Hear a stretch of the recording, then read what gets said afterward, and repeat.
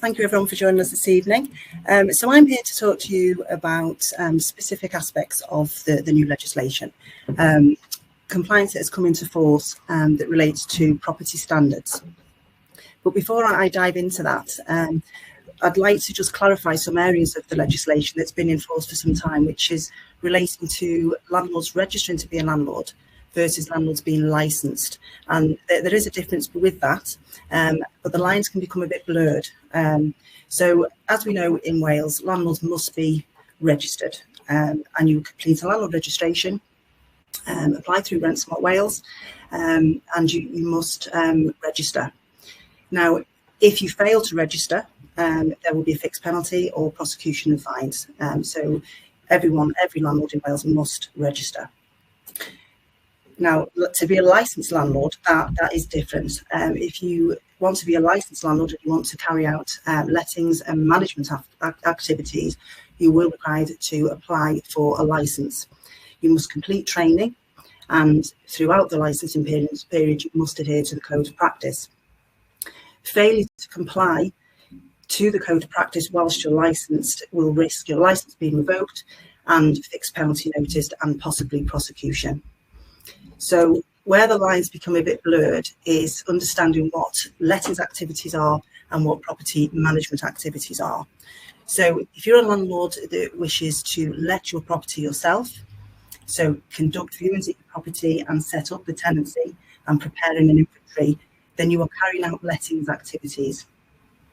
If you then want to carry out managing the property, so being the point of contact for your tenant, collecting rent, arranging maintenance issues and arranging contractors. If you want to inspect your property, so perhaps just go and have a look around to be helpful to your tenant, you do have to be licensed. And then towards the end of the tenancy, if you want to carry out a checkout and do the deposit, you have to be licensed. What you can do without being licensed, you can carry out maintenance issues yourself. So you can go into the property as in the capacity of a contractor really and carry out repairs. But whilst you're there, you are not permitted to conduct any conversations with the tenant with regards to their tenancy. And Rent Smart Wales are pretty clear with that, and there will be penalties for you if you cross that line. So 3 of the key aspects of the legislation change. The first one is electrical testing property. Now, this is the fixed wiring of the property. In Wales, they refer to it as a PIT test, a periodic inspection testing.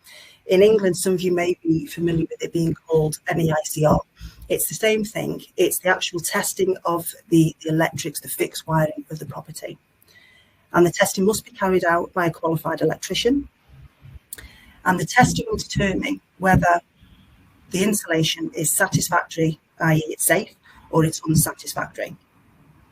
If it's safe, then they will issue a certificate for retesting, and it's normally 5 years. However, some very competent electricians will be aware that regulations in the electrical world may be changing in a couple of years, so they can say that retesting will be 2, 3 or 4 years. The important thing is it can only be a maximum of 5 years. Your tenant must have, and again, we still say tenant sometimes, so the occupier must have a copy of the certificate to prove to them that the installation is safe.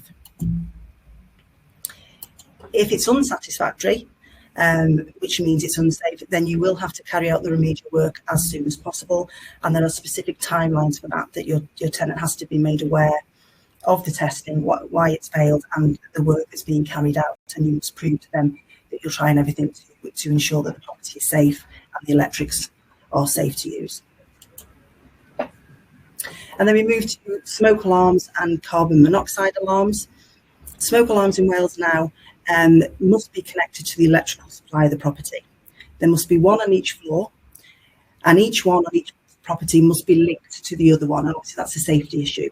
So if you have a smoke alarm on the ground floor and one on the first floor, then they must be interlinked with each other as well. And then we have carbon monoxide alarms. There must be an alarm fitted. In every room there's a gas appliance, so a gas fire, a boiler, and then your oil-filled appliance as well, so an oil boiler, and then your solid fuel burning appliances as well, so your log burners and so on. Just going back to smoke alarms, if you felt that you wanted to add extra smoke alarms, you can add extra ones, i.e. battery operated ones, providing you adhere to the compliance with the mains alarms being one on each floor. So the fitness for human habitation legislation, the three aspects that I've just mentioned then, they all fall under the umbrella of the fitness for human habitation. And as Nicola mentioned earlier, this is to ensure that a property is safe for tenants. And it's also to ensure that the property is safe for any health and safety hazards that may be present as well. And the obligation is for a landlord to ensure, it's habitable for the tenants. So there's other certain measures as well. There's guidance online for landlords for them to ensure that their properties are safe for tenants. And it's a similar guidance to what the local authority would use if they were to inspect a rental property. Now, if the local authority attend a property, they would carry out a housing health and safety rating system. And they will assess the property to see if there are any 29 matters and circumstances, which are actually hazards, matters and circumstances, it's hazards. They're trying to see if they can identify any present hazards or if they can prevent any hazards becoming prevalent in the future in the property. And they will be assessing the property to see if any hazards that they identify are serious. So category 1 being very serious and category 2 being hazards which do need to be resolved, but there's different enforcement for category 2. But you may be wondering why is the local authority attended in the first place? Now, one of the common ones is if your tenant has some reservations or some concerns with the property. So they may contact the local authority direct just to say they have concerns, maybe about 1 or 2 items in the property, or just an overall feeling of uncertainty in the property with regard to standards. And then that in turn will result in the local authority attending.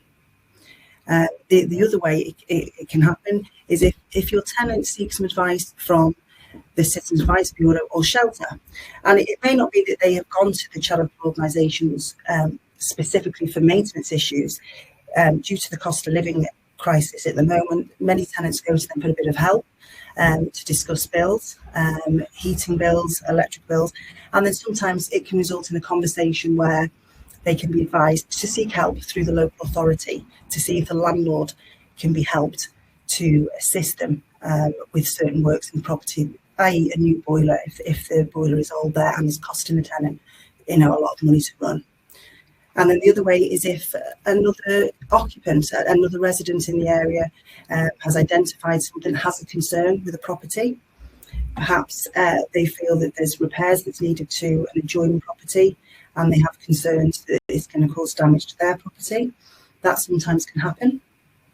And also with health and hygiene, landlords approach me with that with regards to refuse sacks being left outside, and then there's always the worry then that pests, that can occur. So that is a health and safety issue that the local authority will tend to look at. So the actual inspection by the local authority, when they attend the property, they will be looking at the property from the point of view of the most vulnerable person, so children, people with disabilities, and the elderly. And they will be looking at it for the present tenants, the present occupiers, or future ones as well.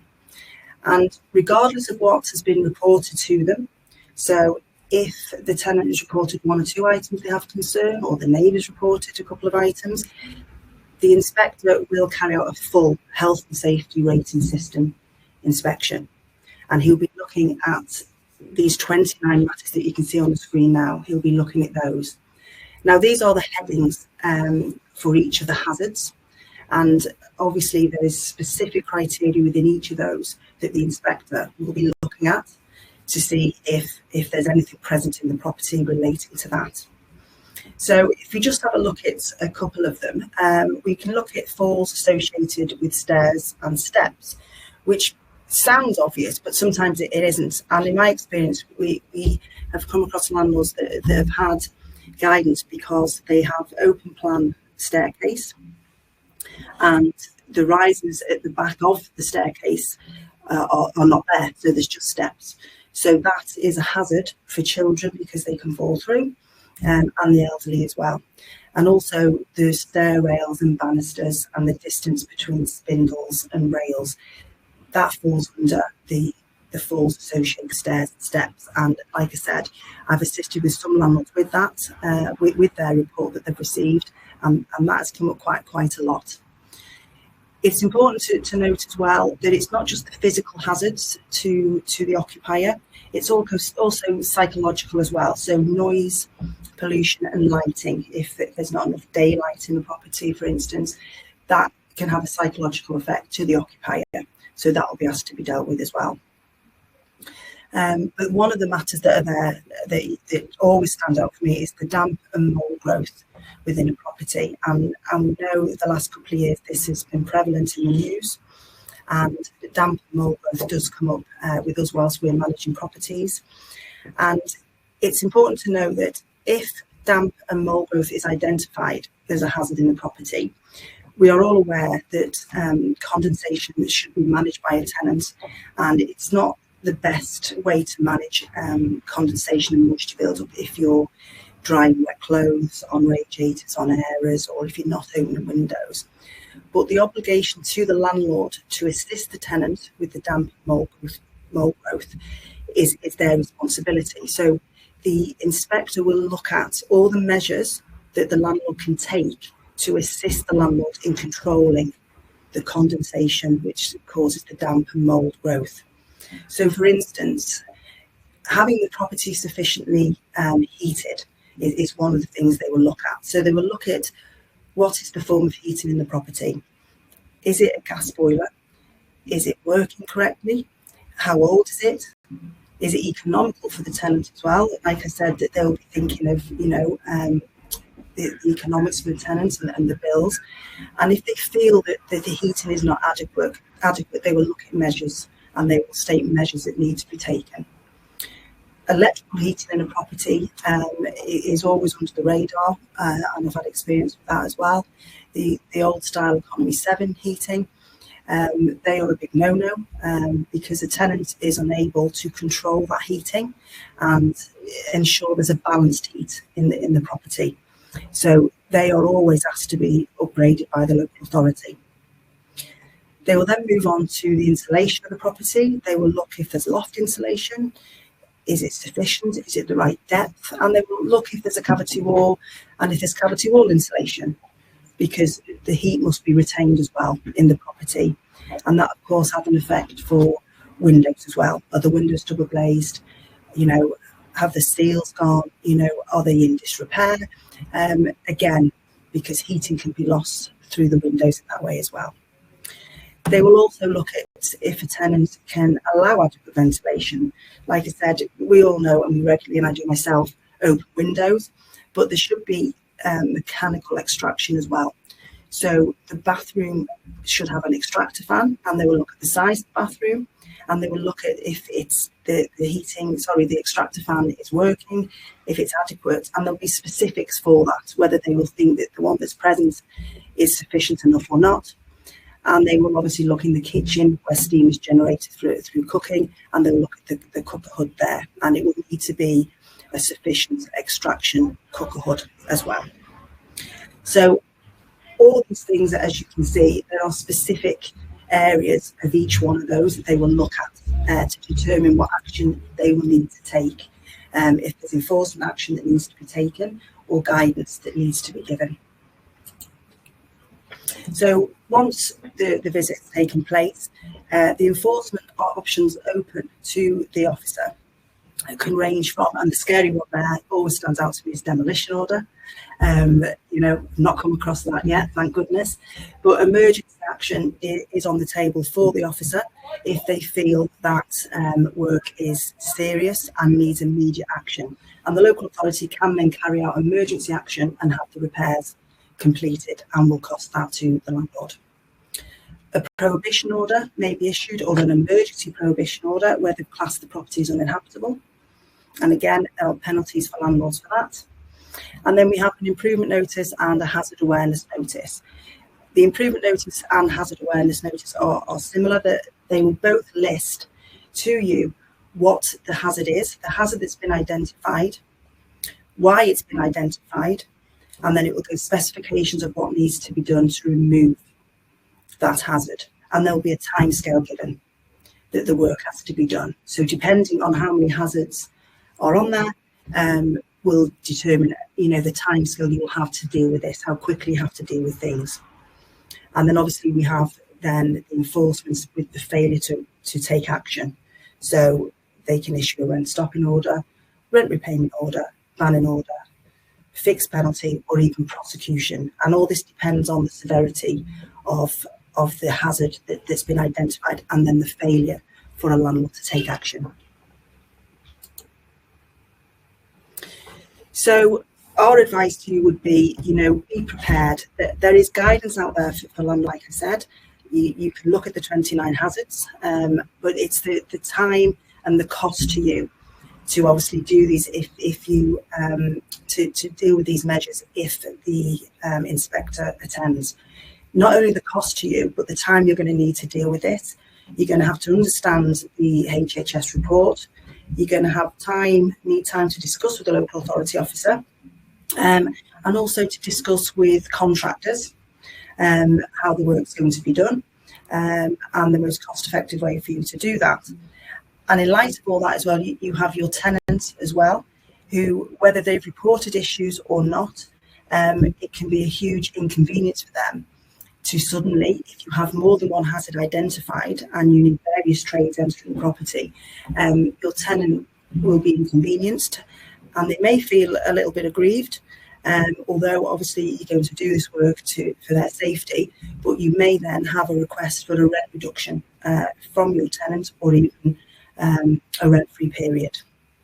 You're going to need time to speak to the local authority after, to update them periodically, actually, because they won't go away. They will contact you periodically as well if you don't give them updates. And then you will need to check the work after, because the local authority will attend to sign off to ensure that you've complied with everything. So the message from me is be prepared, have a look at your properties, ensure that they are compliant, take on board all the fitness for human habitation, because this way, if you have the local authority attend, it can be a very costly and timely thing for you.